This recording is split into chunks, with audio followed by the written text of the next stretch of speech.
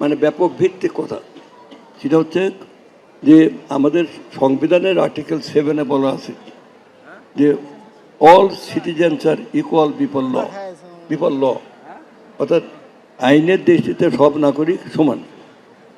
Right to life, right two property, right two religious, মানে সব কিছু দিক দিয়ে তারা সমান অধিকারের মানে অধিকারী।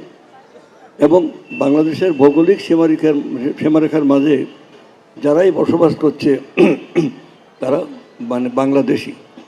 এই বাঙালি এবং বাংলাদেশি এ নিয়ে অনেক তর্ক বিতর্ক আছে, কিন্তু আসলে তর্কের কিছু নাই।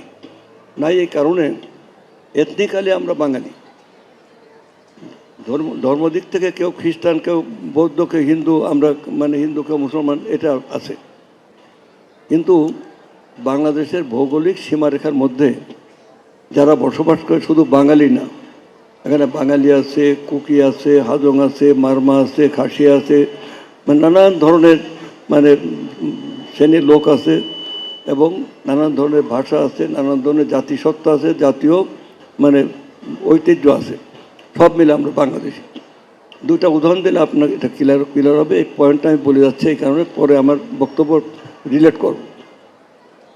ভারত যেদিন স্বাধীন হলো 1947 সালের 15 আগস্ট, সেই দিন জওহরলাল নেহরু প্রথম দায়িত্ব নেন। তিনি দায়িত্ব নেওয়ার আগেই তিনি বললেন যে এই ভারতে, মহাভারতে নানান জাতি, জাতিসত্তা, ধর্ম, বর্ণ মানে